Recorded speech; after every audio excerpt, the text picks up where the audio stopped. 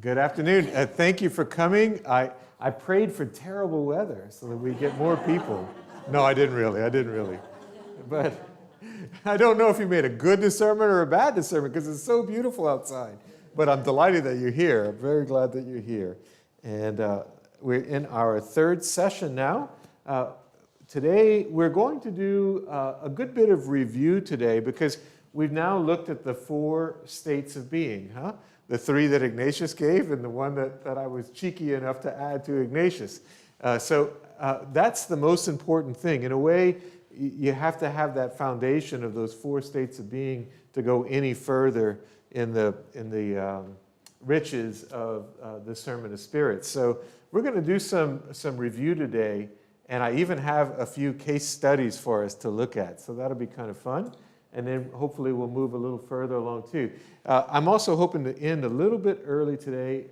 You get off of school early today, so because I have another event. So we'll end a little bit early today and carry on next week. Let's begin with a prayer. In the name of the Father, Son, and Holy Spirit. Amen. We thank you and praise you, Lord God, for all of the great blessings today. We thank you for the sunshine, the beautiful sunshine, but we thank you for the rainy days too. We thank you for all of the states of being, especially those that bring us closer to you. Help us, Lord, to use Ignatian discernment of spirits to always grow closer to you. We ask this in your name. Amen. Amen. All right, so we're going to do a bit of review. And just to show you, especially if you're watching online or you're going back and reviewing online, the method to my madness here is the gold strip on the top are review slides. They're review slides, so it's slides you've already seen, okay? And so let's just go through a little bit of a review here. What is discernment of spirits? What is Ignatian discernment of spirits? It's when we prayerfully determine what are the movements within us, and we said that desires and repulsions, attractions, fears, those are some of the more important ones. So we prayerfully determine what are the movements within ourselves and what are the sources of the movements, which spirit, the good spirit or the false spirit, is leading us or giving us those strong, deep feelings of the movements. And then finally, what is our appropriate response? That is the whole purpose of Ignatian discernment of spirits. And we said that the 2 major states of being are consolation and desolation. The major states of being, consolation and desolation. We're not going to go through each one of these, but these are the 6 characteristics that distinguish between consolation and desolation. And these 2 are the most important. The first 2, the ones with the asterisks, are the most important. That you have strong desires for faith, hope, and love, and that you have a sense of the closeness of God, a strong sense of the closeness of God. Sometimes we say about this one that you are in sync with God, that you are in rhythm, in the same rhythm as God. These others are important as well. These are the 2 most important, but if you're in desolation, you might have disquiet from agitations and temptations, tepidity or boredom, fear, worry, and you might be inclined not to share with the good people whom God has sent you to help you. If you're in consolation, you'll feel a sense of quiet or peace, even in the midst of agitations and temptations, because remember, it's a little bit foolhardy to think that we can have a life without agitations and temptations, but that we're in consolation when we're at peace, even in the midst of our agitations and temptations. We're filled up with great desires. That's very much an Ignatian idea that God plants within us great desires. And we are filled up with a spirit of magnanimity. In a way, these 2 are saying the same thing. Magnanimity is large-souled, that you feel a great desire to do acts of great generosity. So that's what magnanimity is. And then finally, transparency, that you want to share with the good people in your life, the good people who have helped you all along. Or at least, if it's something embarrassing, you're very willing to share. You know that you should, and you go forward and go ahead and share it, as opposed to holding back. Huh? And then notice how the one that we don't see is sad versus happy, which is how most people think of desolation and consolation. That if I'm happy, then I'm in consolation. If I'm sad, then I'm in desolation. That's usually the case, but not always the case, as we have seen from the other two, from the other two states of being. So let's look at those other two states of being. False consolation. False consolation is a state of self-deception. So this is the one that's most difficult to detect within myself and to name for myself. And it's a time when we have the thoughts, the feelings, the thoughts, and the actions that look like consolation. Yeah, I used myself as an example, that perhaps if God is calling a young Jesuit priest, which obviously is not myself present tense, but a while back, a young Jesuit priest to serve at an upper middle class high school in Houston. If I were to go to Africa without God calling me to Africa, then it's actually not God's will, and it perhaps could be false consolation. Pierre de Caussade, I don't know if you've ever heard of him. He's a Jesuit. He wrote in either the late 19th century or early 20th century. He wrote a wonderful book called Abandonment to Divine Providence. I really recommend it. Pierre de Caussade. But he said this. He says that the finest bread is as poison to the one who is not called to eat it. And the most deadly poison is as the finest bread to the one who is called to consume it. So it's all about what God is calling us to and what leads us closer to God and God's will. So we are actually in desolation because it does not come from the good spirit. And of course, the most clever demonstration of this is in the C.S. Lewis's Screw Tape Letters, where he has these two little demons talking about how to pull a prayerful person, a holy person, how to pull them out of their state of virtue. And there's one place where he keeps praying and praying and praying, so the little demons are failing to get him to stop praying. And the older demon says to the younger demon, I know exactly what we should do. Get him to pray more. Get him to pray more. Get him to pray longer and longer and longer till he prays so much that he burns out and gives up the whole thing. All right? Get him to pray more. That's C.S. Lewis. And it's wonderful. It's a perfect example of false consolation. Oh, if I stay after Mass and I pray for 30 minutes, then if I pray for an hour and a half, that's going to be even better. That's 3 times better than 30 minutes. That's the kind of logic. Maybe not. Maybe you're called to pray 30 minutes, but not 32 minutes. Get out of that church. Okay? So that's a perfect example of false consolation. And then we have the fourth state of being. And again, this one comes from me, not from St. Ignatius. It comes from my own experience of how I think there's a bit of a hole in Ignatius's whole, let's say, diagram or map of the states of being. And this is a state wherein it's the opposite, the complete flip of false consolation, that we have the feelings, thoughts, and actions that look and feel like desolation, but we're actually in consolation. And I gave you some examples of that. These are examples, and these are only a few. So now, in all of these things, we might be in desolation. I'm not saying you're necessarily in difficult consolation. What I'm saying is that it's possible that you're in consolation, but that you're in grief, that you're grieving over someone that you lost. Or you're in consolation, but you've just experienced failure. You're probably kind of depressed because you just experienced failure. But you still are filled up with what? Faith, hope, and love. Desires for faith, hope, and love. And you feel like God is near you even though you're aching, your heart is aching.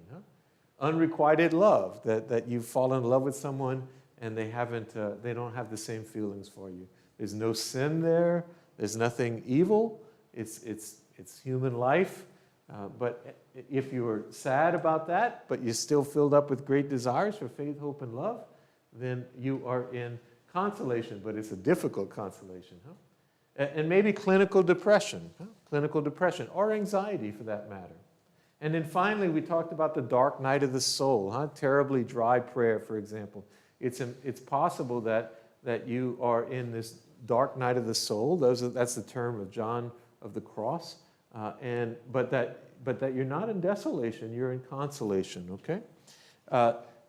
What was I going to say about that? Oh, one thing I didn't tell you is that St. Ignatius says that the Lord never brings desolation. The Lord allows desolation, but the Lord doesn't bring desolation. Now that's important because John of the Cross says that the Lord brings the dark night of the soul. It's God who brings you the dark night of the soul. And he's doing it because he wants you to grow from it. He knows that you'll grow from this experience. So if that's true, if both of those things are true, then we need some sort of solution to our little puzzle here of how can a person be in the dark night of the soul? Does that mean he's in desolation? But Ignatius says God doesn't bring desolation. I think this is the solution, that no, he's not in desolation, he's in difficult consolation. Now, again, you go through the dark night of the soul and then fall off the cliff, and say, pitch it, say, I'm just not doing this anymore, and walk away from it. Well, you're in desolation. So you could be in desolation in these states. I'm just saying that it doesn't necessarily mean that you're in desolation. I think this is enormously important because I think, as a matter of fact, we have lots of days of difficult consolation, don't we? Life is filled with difficult consolation, as a matter of fact. And once again, it's sort of the same point of that thing about peace in agitation and temptation, that we still have quiet, we still have peace. I cling to the rock, even though the storm is raging, I'm cling to the rock and I'll be okay. Those moments happen all the time in our life, all the time. And so I think it's important. All of this whole system, this whole set of vocabulary that we call rules for discernment of spirits, the purpose of it is to articulate what is going on inside of our hearts, to express outwardly what's happening inwardly. And we need a way to articulate this experience, that these things happening to us, and yet we still feel God's presence. We still feel like we want to be faithful. And that's why I think it's so important. And here I have it as a sort of a diagram, that if it feels like consolation and actually is, we call it consolation. Feels like desolation and actually is, we call it desolation. But if it feels like consolation but it turns out to be desolation, we call that false consolation. Feels like desolation and actually is consolation, we call it difficult consolation. We gave you an example of that last time. We talked about this journey from destination to what? When you're sitting here in desolation, which direction will you go? And what I suggested is that very often we're not going to make the direct trip to consolation. Sometimes we will, but very often we have to go through that sort of desert land of difficult consolation and then come to consolation. And what I said is that a lot of times what happens to us is we're in desolation, we beg God to pull us out of the desolation, but God is frustratingly slow, and he doesn't obey us. Really? He doesn't obey us? But he's frustratingly slow. And so what do? We don't intentionally do this, but we manufacture our own consolation. We figure out some way to cheer us up that's not really a healthy way. For example, if you're in grief, you have to go through grief. And any psychologist, a freshman at Loyola who's studying Psychology 101 will tell you that if you pretend that you're not in grief when you really are, it's just going to wreak havoc. You're going through this false consolation. Okay? So this is going deeper. So this is some of the sort of building on top of Ignatius's ideas. We just talked about that path from desolation to consolation, that oftentimes you have to go through difficult consolation. We talked about this, and we kind of passed over this quickly, so I want to say it again, that this whole wonderful universe of discernment of spirits, we can use it in different ways. We can use it to talk about How has it been? I've been here at Holy Name for 3 years. So has this been a time of desolation or consolation in my life in these last 3 years? That's a big movement, huh? That's a big movement that I might be talking to God about, talking to my spiritual director about, and so forth. And the answer is consolation. For me, like I really have been in consolation these 3 years. It's been wonderful. It could be that I'll have a bad week, huh? I'll have a tough week where I'm just not in the right space. And then after that week, I kind of snap out of it and I get back. I find my footing again. So that might be a 1 week small movement of desolation, but still there's the big movement down below of consolation. So we can talk about both, huh? We can talk about both. And my favorite analogy of that is the deep movements in the ocean, the tide down below, that literally is moved by the moon, right? And moves almost moves the earth, huh? The way the tides move, right? And then there's the little tiny ups and downs on the surface of the ocean. That would be the big movements and the small movements. But we also talked about situational. Another way to use this whole system, another way to help it to articulate what's going on inside of us is to talk about situational desolation. That I mean consolation in general, but in this one area, you know, as pastor, I'm involved in every aspect of the parish. You know, there's RCIA and there's young adults and there's this here and there's the liturgies so it's possible that I'm in consolation in general, but one of these areas, just one of them, there's a bit of desolation where I've lost some hope, you know, I'm feeling cranky, or I don't feel, I'm kind of grumpy because it's not going the way I want it to go, something like that. Well, that might be a situational desolation, huh? I'm going to give you one that's going to make you all nod yes. Politics. Politics is almost always situational desolation. I don't know a lot of people who are situationally in consolation in our politics, huh? And maybe it's always been that way. I don't know. And then later on, the last thing we're going to learn, probably in week 5, is about discernment of choices. That we can use this whole system of discernment of spirits to make good choices. So we haven't gotten to that yet. I don't remember if I said this yet, but if I did, I know I didn't say much, so we need to say a little more. We can apply these states, desolation, consolation, and so on, we can apply these states of being to organizations, to groups, to relationships, to nations, to churches, or any other where 2 or more are gathered. So it could be that my local community, the Jesuit community of New Orleans, maybe we're in one state, or we're in consolation, but my province, meanwhile, is in desolation, or vice versa. Huh?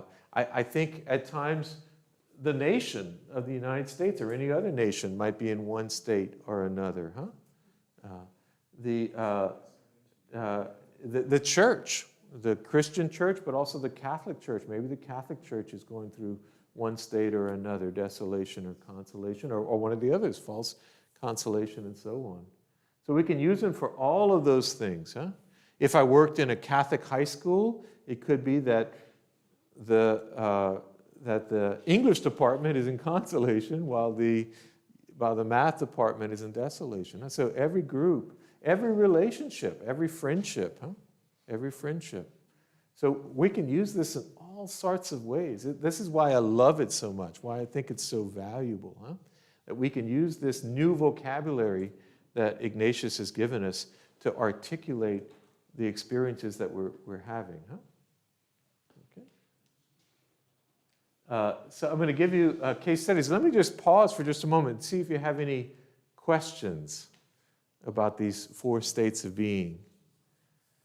Any questions? Yes? I have a quick question. So I'm just now thinking about the situation in Ukraine. Yes? It seems to me I sense a great deal of hope in the people of Ukraine, exemplified by President Zelensky. But I'm sure that there are individual members of that country who are in consolation and desolation and wherever, right? So it can be all of the above. Absolutely. All of the above. That's exactly right. Yeah. It appears, by appearances, that it feels to me, too, that Zelensky is in a difficult consolation, that he's actually, he's strong, and he's actually in this very horrible situation he's in, kind of filled with faith, hope, and love. You know, he's certainly filled with hope. That even when it's hopeless, he's filled with hope. It's really kind of, at least the way that it appears to us. You know, and so yeah, he has fortitude. That's a good word. So yes. Meanwhile, though, perhaps there are some in Ukraine, I'm sure, who are in a terrible desolation right now. Absolutely. I don't want to go too far down this road because we're just doing so much conjecture, but, you know, might we argue that Putin, now it seems the analysts are saying that he was kind of had this crazy idea that he could pull this off with no problem, that it would and was that a sort of a false consolation, you know, that he, you know, yes, any other questions? Yes, Barbara?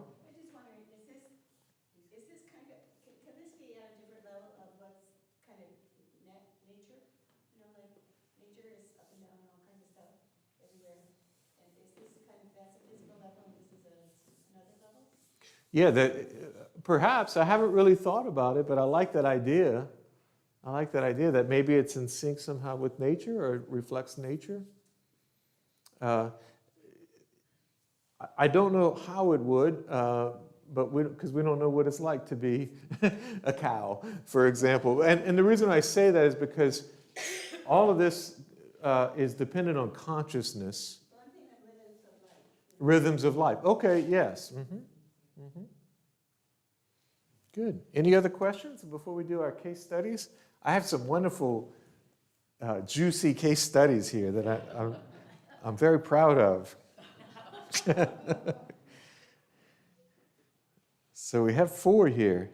A good and holy man who works for the church has completed a very important project for his local parish. Though he initiated the project and did 90% of the work, he was not given credit or appreciation for his work. The man is understandably upset. Instead, someone who did very little on the project received all the praise and thanks. He feels betrayed and wants somehow to let everyone know that it was his blood, sweat, and tears that led to the success of this project. He imagines himself telling off the priest who never said thank you. He tells the whole story to his spiritual director, hoping that she can help him navigate this difficult moment. What state of being is he in? So you say difficult consolation? Tell me about it. Because on the inside, he knows. So he's faith, hope, and whatever the other one was, he's got it. And maybe or maybe not does he sense a closeness to God. Uh-huh. So, I have to understand he's human, so it would upset me. Right. So one thing that you're saying is that we shouldn't presume just because he's upset that he's in desolation. That's a mistake that we often make, that we just presume they're in desolation. Well, he's certainly upset, but psychologists would say that's a reasonable psychological response. You would argue that he's in consolation. You have a sort of a sense that maybe he still has a sense of things and the truth of things, and he seems sort of stable, so maybe that's a consolation, but difficult consolation. Anybody else? I think he's in consolation because he did the work that got so much praise, whether he got credit for it or not. Right. It was inside that it was from him. Right. Yeah, I would argue that if it's consolation, difficult consolation, false consolation, and desolation, he's definitely not in the traditional consolation, because you're feeling joyful. It's like Mary saying, "My soul magnifies the Lord." So I think we can eliminate the consolation, but is it difficult consolation? It's probably not false consolation either, right? Because he's not, even false consolation, it feels like consolation, and he's not really feeling consoled at all. So it's either difficult consolation or desolation. And I should tell you, let me just say from the start, the answer is we don't know, okay? That's the answer. We're just speculating. What would you need to do, a spiritual director would need to sit with this person and really talk it through. So we're just speculating here. And in a way, what we're more interested in is what things do you hear in that paragraph I read might indicate this, and what things do you hear might indicate that. Yes, Philip? I would say, I'm guessing if he's in a relationship with a spiritual director, it's a set time and place, but that he goes to a spiritual director for direction to make the situation better would be evidence for difficult consolation. The fantasy is evidence, and depending on how much he cooperated with this probably naturally occurring fantasy, like if he cooperates with that, he's possibly going to edge himself down into desolation. Right. I would argue that my own personal opinion, at least from the little indication we have here, I think he started teetering on the edge of desolation and difficult consolation. He's kind of on the borderline. He's got one foot in one and another in another. There seems to be indication of both things, huh? Both things. Yes.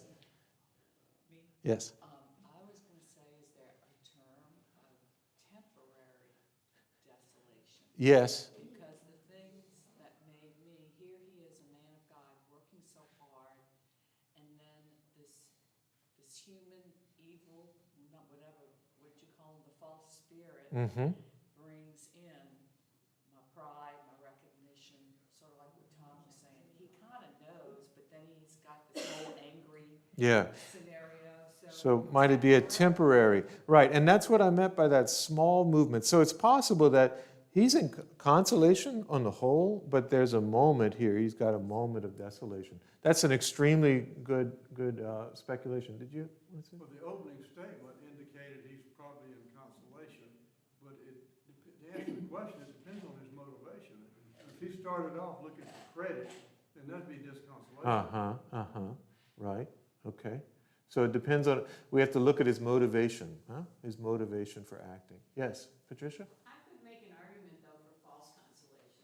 Yeah? In the sense that he's thinking, I'm going to tell off this priest, I'm going to feel better after I do this, I'm finally going to get my justice, or it's going to be okay. Right. Yeah, so that's an interesting, if we play it forward in this sort of scenario of false consolation, he could move into a false consolation where he says, I'm going to fix this parish, you know. This priest needs a little bit of an instruction, a little, come to Jesus meeting, and I'm just the right one for that. That's false consolation. That's false consolation. That's not going to do anything for you. That's right. Right. I would argue, my personal opinion is that he's on the edge of desolation and difficult consolation. Why do I say that? Sort of for what Philip said. On the one hand, he tells his whole story to the spiritual director. So there's transparency, huh? Transparency. Usually if you're in desolation, you have a hesitation to tell the spiritual director or whoever, maybe just the spouse, huh? So that's an indication that perhaps he's in some consolation. But he does imagine himself telling off the priest, and that sounds like desolation. That doesn't, faith, hope, and love, that doesn't sound very loving. And he's not saying, Father, he needs me to give him this feedback because he hurt my feelings, and that's not what he's saying. He's telling him off. That's a very particular thing, okay? So it's not, I'm going to go to Father and lovingly share with him how my heart is. That's not what he's saying, not here anyway. He's telling him off in his fantasy. So I think he's teetering on the edge of desolation and difficult consolation. Huh? I do believe that everything we're talking about right there is you could say that small movement. You could also call it situational, right? It's situational. A case similar to this, a person was bringing up something like this, and I said, well, do you have great desires for faith, hope, and love? And he says, yes, I do. And I said, do you have faith, hope, desires for faith and love for that person? And there was this long pause. Well, not really. Okay, well then, if you have faith, hope, and love in general, then that big movement, the tide, is consolation. But it seems like there's a little situational desolation here. Huh? Good, let's go to the next one. A woman is unhappy in her marriage, but is afraid to confront her husband. After months of emotional agony, she decides to become a full-time volunteer at her local church parish. She happens to volunteer for time blocks in which her husband is home from work. Sadly, this is also the time when her lonely daughter returns home from school. The wife falls in love with her church work and is always smiling and happy as she helps the church in its ministries. So, where are we here? You want to talk? You're guessing false consolation. Tell me why. Well, because I think she's confusing her desires in a sense. Her first duty really is to her family. Mm-hmm. God, then her family, but she's not attending her family like she should. So they're going to start feeling, why is mom running away from us? What did we do? But she wants to give something to the Lord by working with the church, but she's not really on an even keel. Right. She Okay. should be working where she can have both. Right. Bond together, spending time with family and doing church work. I'm going to try to repeat what you said so that those on YouTube could hear it. That you're arguing that she's in false consolation because it seems like she's not really in a stable place, and that her first calling is as a wife and mother, and she's happy, so that's it feels like consolation, and yet perhaps she is avoiding her mission from God. And because her husband, kind of made her angry, Mm-hmm. he did. So she kind of did it, found something to fill that in. Okay, anybody else? Just want to see if anybody. Okay, Barbara? He said, the husband's been putting that down the picture. She hasn't told him a thing about her feelings. She hasn't told him a thing. Right, there's no indication that it says she's afraid to confront her husband. So I think we probably can presume that she hasn't. She hasn't confronted her husband. Yes? I'm thinking maybe she's in desolation.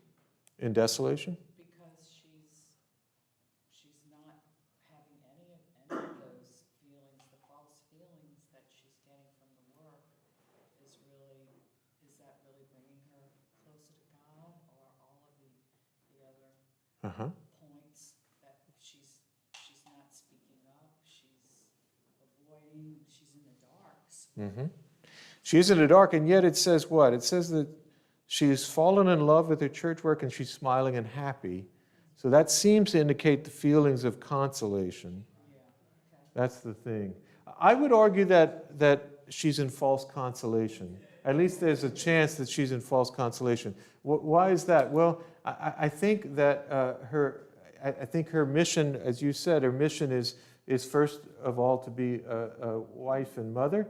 And notice that there's that one line that's very heartbreaking that says she's going to work at the church precisely at the time when the husband comes home, but it's also the time when her lonely daughter is at home.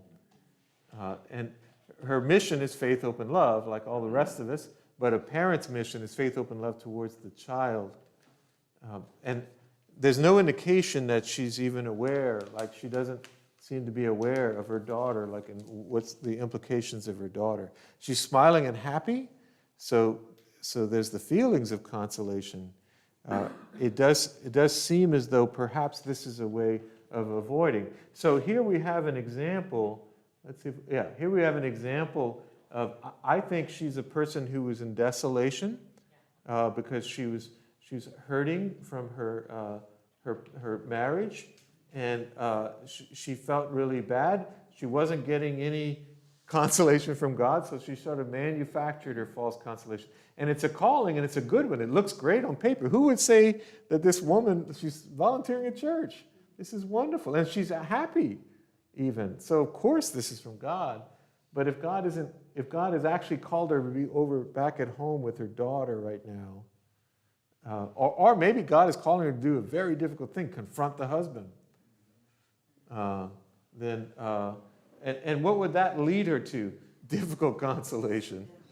And she said, well, listen, I need to, my daughter is too important. I'm not going to stay away from home because my husband and I are getting along. My daughter's too important. I'm going to figure out a way, and this is going to be hard. Difficult consolation. So, yes. Well, my thoughts on the thing are, even with the daughter, she's afraid to confront the loneliness that the daughter is having. So she's running away from the husband and the daughter. Right. That's definitely a difficult consolation. Right. Because she would like to. She's probably unintentionally running away from the daughter, but she doesn't seem to be aware of the daughter and the loneliness, so yes. Okay, good. Let's go to the next one. A young woman is left home and gone off to college in a distant city where she knows no one. She's terribly homesick and lonely. She goes to church every Sunday and has even volunteered to lead the next awakening retreat. She tries to stay optimistic about her desire for a boyfriend, despite the fact that the one boy who asked her out never called her again after the first date. She's trying her best to hang in there, but she's finding it extraordinarily difficult.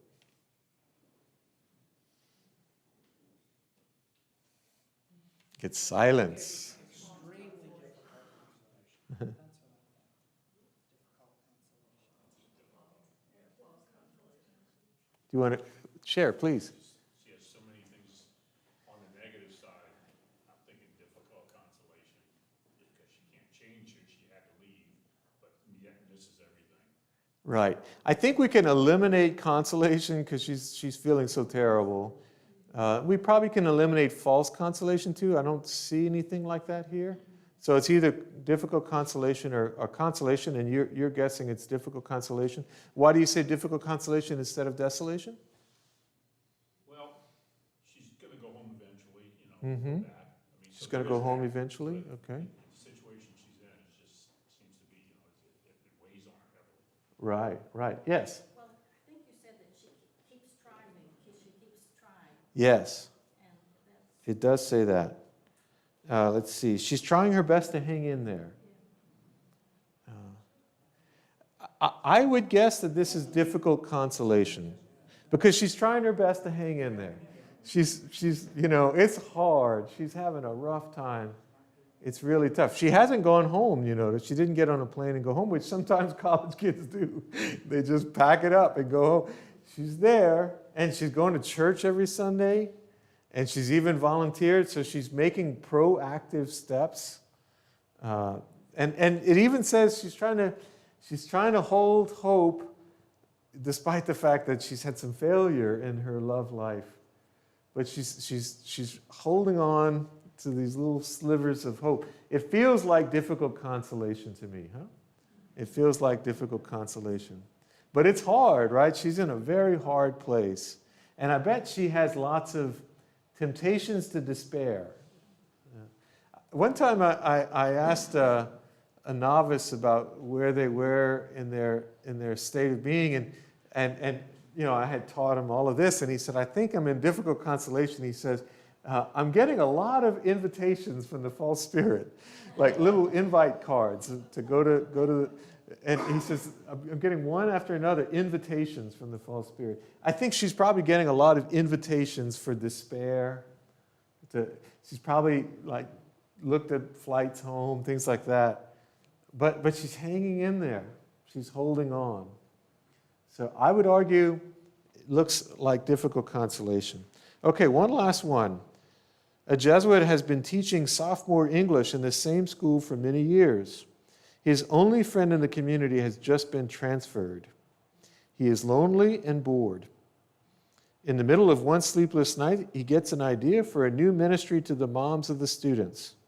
He'll start a mother's support group. He pitches the idea to both his superior and to the principal.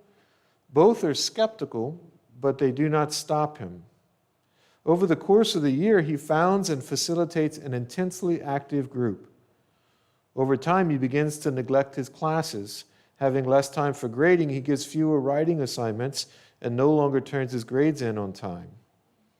Because the group meets in the evenings, he misses most community suppers nowadays. Furthermore, he begins to fall for a young mom in a rocky marriage. who has confided in him. Danger, danger. This is an easy one, I think. What do you think? It's false consolation. There's no question about it. It's false consolation. Again, on paper, like he might be featured in the school magazine because it looks so great, right? This Jesuit has started a mom support group. This sounds fantastic. It sounds perfect. This can't be from the false spirit. It's got to be from God. Look at this. Well, if he's not called to it, the finest bread is as a poison to the one not called to.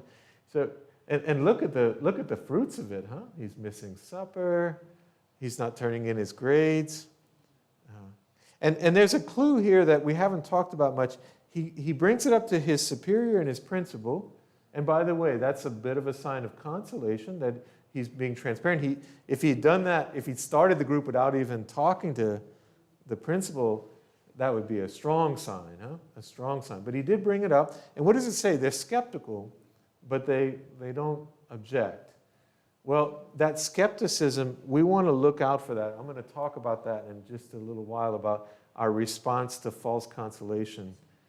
We have to listen to our support network, and if there's skepticism in a person who we've always found to be wise, then we want to pause for a moment and really kind of wonder, is this really the right thing? Huh? Yes? In this case, if he's not making the best choices, but this above him who kind of discern initiative here, does it ever come from outside that they approach him and say, this problem? Sure. The question is, would someone, like for example, the principal or the local superior, would they perhaps intervene at this point? I think absolutely. If that's the hope anyway, that the local superior notices that he's away from community supper and might say, hey, let's talk about this. That's number one. Number two, the principal, if he's not turning in the grades on time, the principal might. So hopefully, if we have good leaders here, this man is going to be okay. He's going to. That's the hope, huh? That we have some good support systems for this man, and he's going to help him, huh? And if there's a really good superior who's very keen, he might say, your friend Jim was transferred last year. I bet that's been tough, huh? I bet that's been difficult. Maybe help him to kind of process it a little bit. There's another line in here that's somewhat of a clue. Over the course of the year, he founds and facilitates an intensely active group. That word intensely, sometimes this level of intensity is a sign. The level of intensity is sometimes a sign of that false consolation, huh? If you know a lot about mania, the psychological disturbance of mania, everything is intense for a manic person. So that intensity, huh, is a sign that perhaps there's a problem here. Huh? Well, good. So you passed. You passed your oral exam.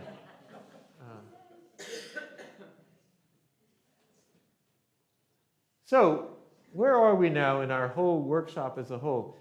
We've been looking at the 4 states of being, and we've now accomplished that. We have a little baby check mark here because we've done some of the going deeper as well. So now we're going to move to my response. What is my response to whatever state of being that I'm in? And we're going to spend a lot of time on responding to desolation and a lot less time on the other states. Why is that? Because we need help when we're in desolation. That's the hardest time. Difficult consolation too, but when we're in desolation is when we really need the most help. And so we're gonna spend a while on this. So what can we do when we're in desolation? What can we do? How might we respond to desolation? First thing, we can name and normalize it. Name it for what it is. Just say it out loud, to God, to your spiritual director, to your spouse. I think I'm in a bit of desolation here. Now, why do I say that? Why is that important? Well, it helps humans to be able to articulate what's going on inside, especially something that's painful. I heard a very wise psychologist one time define trauma this way. She said that trauma is experience seeking articulation. That's a little difficult. You have to think about it a minute. Trauma is experience seeking articulation. Let's look at an example of that. So I have a good friend, a best friend. He's just a wonderful friend. But he betrays me. I have this terrible sense of betrayal from him. So I have an experience, and I don't have a label for it, because the label I have is good friend, and yet I'm betrayed by him. So I've experienced this as a traumatic experience because I don't have a name for what happened to me. So she says, if you can find a way to articulate it, it won't be traumatic anymore. It might still be painful. It's probably still going to be painful, but it won't be traumatic anymore, right? And so I think that just naming it, I'm in desolation. Once we have a name for it, we feel instantly better. Sometimes it can snap us out of it. I mean, the shorter one, a more brief. I worked with a novice one time, and he came in and he was just really just kind of in a bad state and just felt awful and spiritually, and he went on and on about the particulars of it. And in my mind, I was like, yeah, this is textbook desolation. And so after he finished talking, I said, you know what? I think you're in desolation. Let's look and pull down the book, and let's look at what Ignatius says about desolation. We went through it. You see how he says this? Isn't that what you just said? And he just lit up, and he said, oh, I'm in desolation. Well, I can handle that. And he was okay. He recovered. He just needed to have a name for it. He came in without a name for what he was experiencing. But he walked out with a name for it, and it just made all the difference. I think God made us that way. You know, when he had us name the animals, there's something about naming things that helps humans, that gives us consolation. Okay, the next one. So that's the first thing we can do to respond to desolation. The next thing we can do is to make no unnecessary decisions or changes. This is one of the more famous pieces of advice from St. Ignatius, and one of the best. It's the most simple piece of advice, but so good. This is what he says. I'll give you the direct quote. Ignatius says, in a time of desolation, never make a change. Be firm and constant in the proposals and determination in which you had preceding the desolation. Because, as in consolation, the good spirit guides and counsels us more, so in desolation, the bad spirit, with whose counsels we cannot find the way to a right decision. So he says that when we are in desolation, the bad spirit, the evil spirit, the false spirit is our counselor, whispering in our ear. And we don't really have a choice of that when we're in desolation. That bad voice, that nagging voice is going to be there.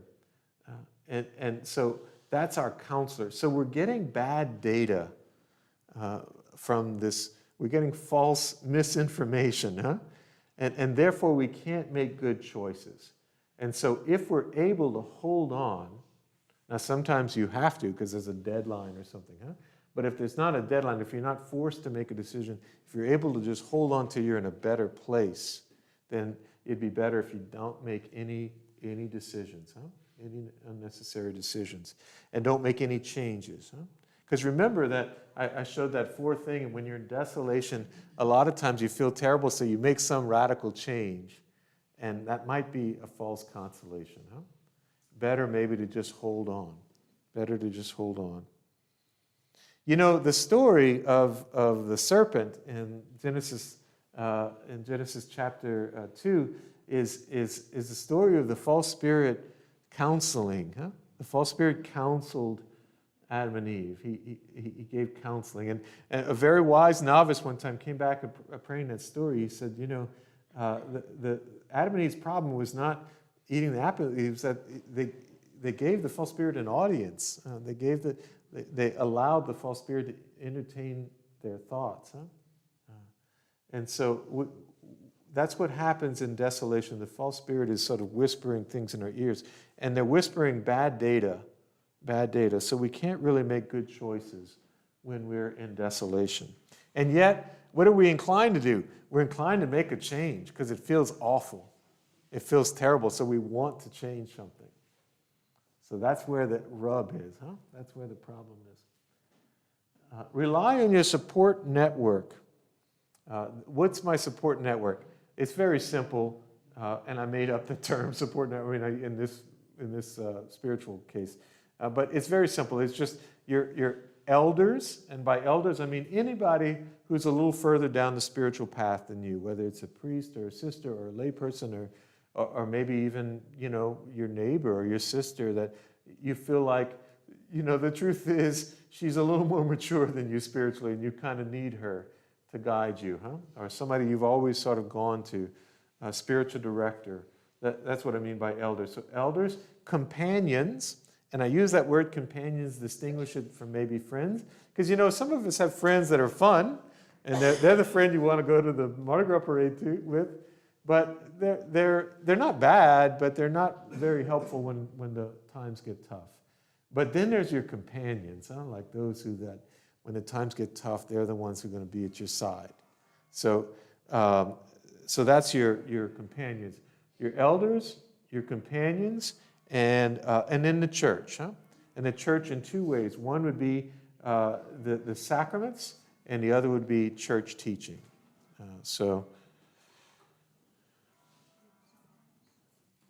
Next, expose the lies and the twisted truths. Expose the lies. Remember, I said that right here, I talked about how the false spirit is your counselor when you're in desolation.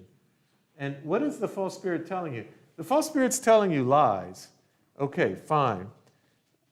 I find, especially the more mature you get, the false spirit doesn't tell you lies. The false spirit tells you twisted truths.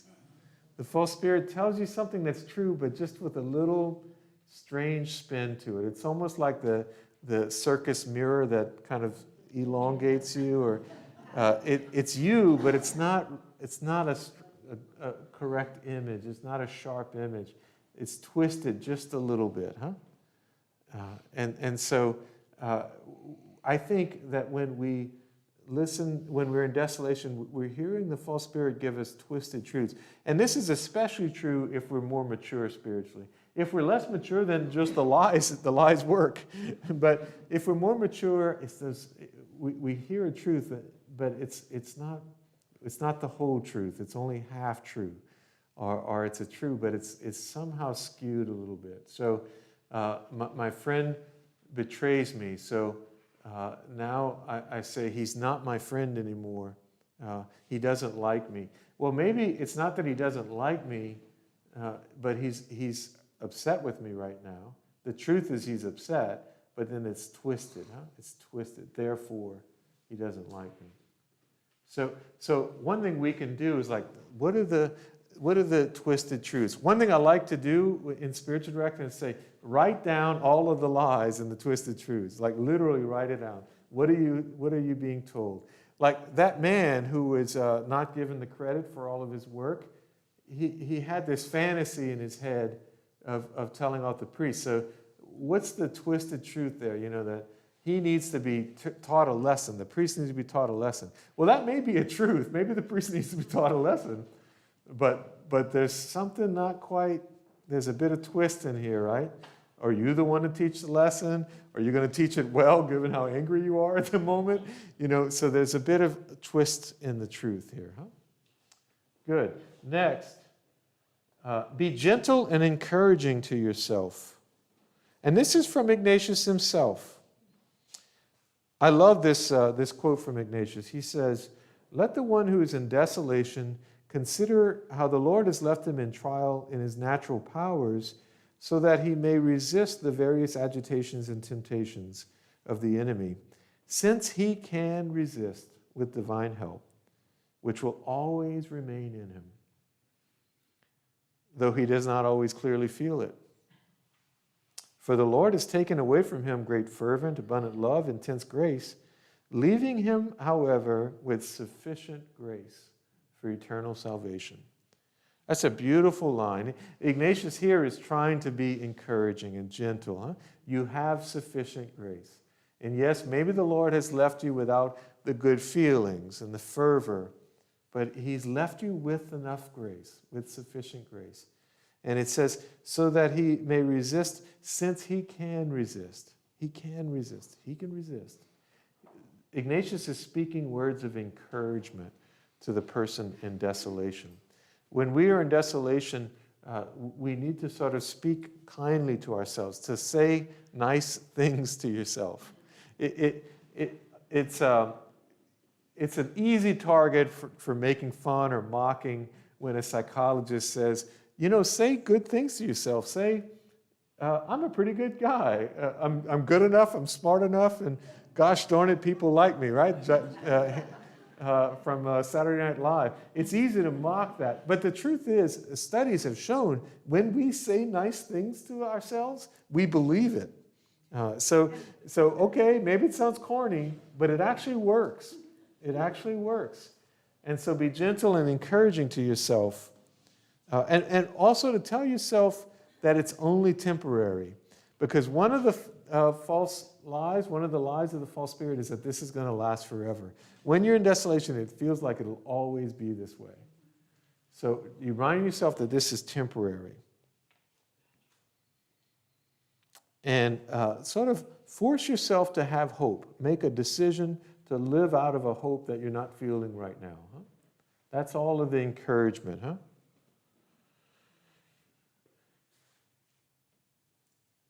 And yet, be firm with the false spirit.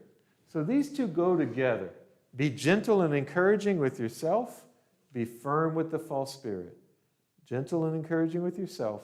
Firm with the false spirit. This is what Ignatius says.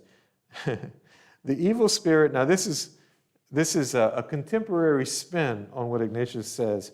He says, the evil spirit often behaves like a spoiled child. If the person is firm with children, children give up their petulant ways of acting. If a person shows indulgence or weakness in any way, the children are merciless in trying to get what they want, stomping their feet in defiance or wheedling their way into favor. So our tactics must include firmness in dealing with the evil spirit in our lives. So if any of you have ever been a classroom teacher, you know that this is true, that if you to be well disciplined and to be a teacher who's disciplined is a loving thing. It's a loving thing. And if you're not good at discipline, those children will eat you alive. And I can tell you this from personal experience. And it's not because they're bad, it's just they need an adult. They need an adult who can set the boundaries and be firm with the boundaries. Huh? Ignatius is saying that's how the false spirit is, that if you're indulgent with this spoiled child, then the false spirit's just going to wreak havoc in your life. But if you're firm, if you set the boundaries, then the false spirit's not going to have any place to go. Huh? Now, what's important to know is that, so these are together, gentle and encouraging with yourself, firm with the false spirit. What are you inclined to do in desolation? The exact opposite. You're inclined to be very hard on yourself, to put yourself down, to condemn yourself, and to entertain the false spirit. Like my novice said about Adam and Eve listening to the snake. Huh? So we're inclined to do the opposite of that. And so what do we need to do? We need to treat the false spirit. That's to tell me that I need to stop talking at some point. But I'm not going to yet. A little bit more. We need to treat the false spirit as a spoiled child. I told you my story of the bus, right? When I had this sort of anger on the bus. And what did I say exactly? I said, I fought it and fought it and fought it. I wasn't able to get rid of the anger. I wasn't able to get it off the bus. So I said, okay, you can stay on the bus, but you have to sit right next to me, and you will not drive this bus. You will not drive this bus. Well, guess what? I'm being firm with the false spirit, huh? I can't get rid of you, but I'm not going to let you drive this bus. No, I'm not going to let you drive this bus. And so that's what it means to be firm with the false spirit. There's a wonderful poem by Edna St. Vincent Millay. It's called Conscientious Objector, and it's addressed, well, you'll see. I just love this poem. She says, I shall die, but that is all that I shall do for death. I hear him leading his horse out of the stall. I hear the clatter on the barn door. He is in haste. He has business in Cuba, business in the Balkans, many calls to make this morning. But I will not hold the bridle while he clenches the girth. And he may mount by himself. I will not give him a leg up. She's talking about death here, huh? Though he lick my shoulders with his whip, I will not tell him where the fox ran. With his hoof on my breast, I will not tell him where the black boy hides in the swamp. I shall die, but that is all I shall do for death.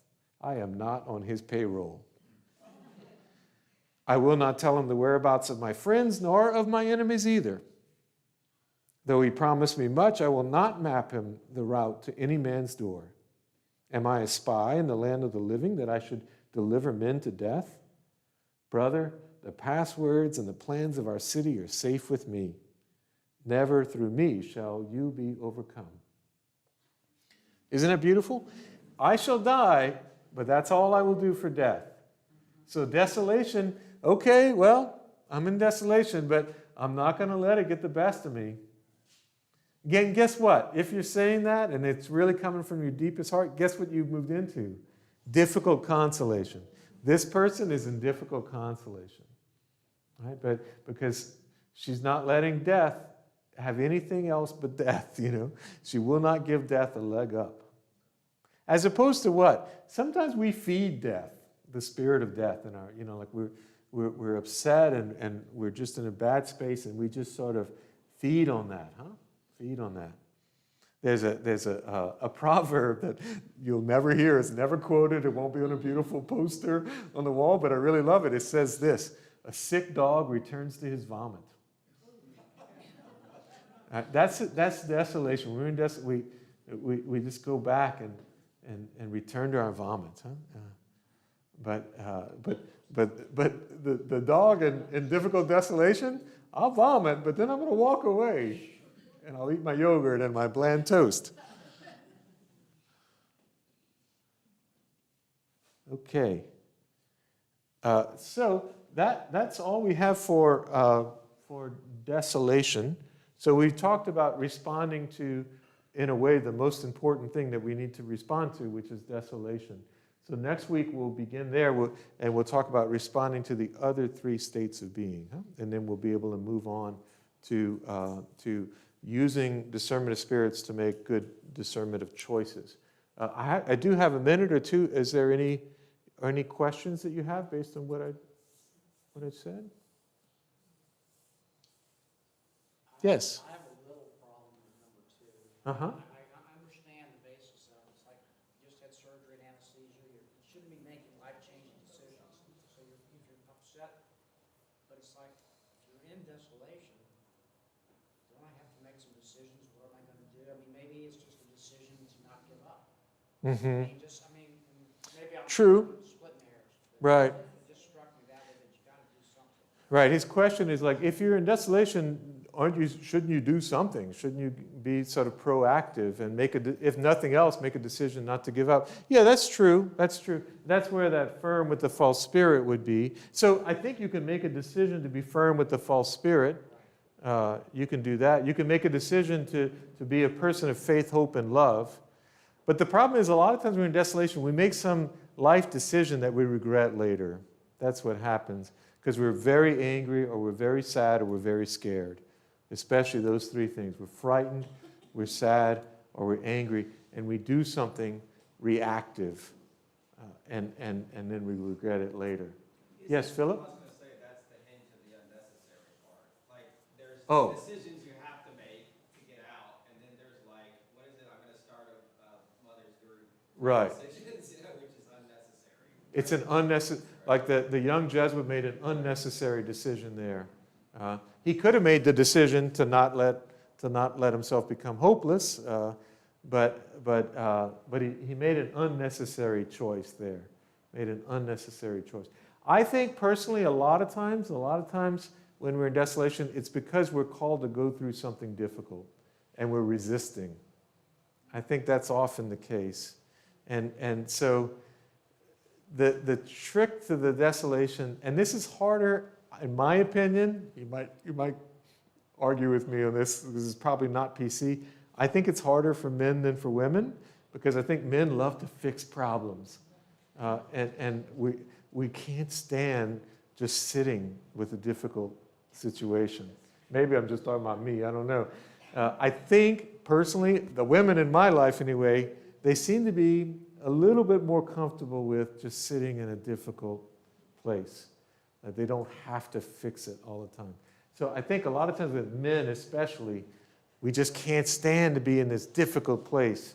And so we're like Bam Bam on Fred Flintstone. We're going to hammer our way through this, and it doesn't work. It doesn't work. We'll put ourselves back in that false consolation. Yes? Father, I was going to ask you to maybe talk a little bit more about, I have a little bit of trouble with a lot of people who, in these case studies, who turn to the church. To me, it's more like they're hiding. Okay. Any thoughts about that? Because to me, that's like so hurtful to the other people, or it's a way of just like living in denial, or using that. She's asking, is it possible when you're in desolation to turn to the church in a way that's kind of destructive and not... And the answer is yes. I mean, we actually had an example of that, right? That would be false consolation. And I do think that happens. Sometimes we turn to the church, and I put that in quotes because we do want to turn to the church, of course. But if we're using the church as an escape somehow, then... Maybe that's just my judgment. Yeah. On people talking at me about the church, how it should be. I mean, it's certainly a possibility. I mean, we can see that in the Gospels. I think that the Pharisees, even if they're a bit cartoonish, but they're showing us an image. The Pharisees are showing us an image of how we can use the church as a sort of weapon, huh? As a sort of weapon. Yeah. And again, I would call that false consolation when we do that. Okay, good. Why don't we say a closing prayer in the name of the Father, and of the Son, and of the Holy Spirit? Amen. We thank you, Lord, for teaching us all these wonderful things about the discernment of spirits. And Lord, all of us have at least the temptation of desolation from time to time. Help us to cling to you and you alone. Help us to await, to pray for and await your consolation rather than manufacturing our own. Lord, help us to continue down this path of Lent that you have given us so that we can grow ever closer to you. We ask this in your name. Amen. And the Lord be with you. May Almighty God bless you, the Father, Son, and Holy Spirit. Amen. Go in peace. Go outside. Spend a little time outside.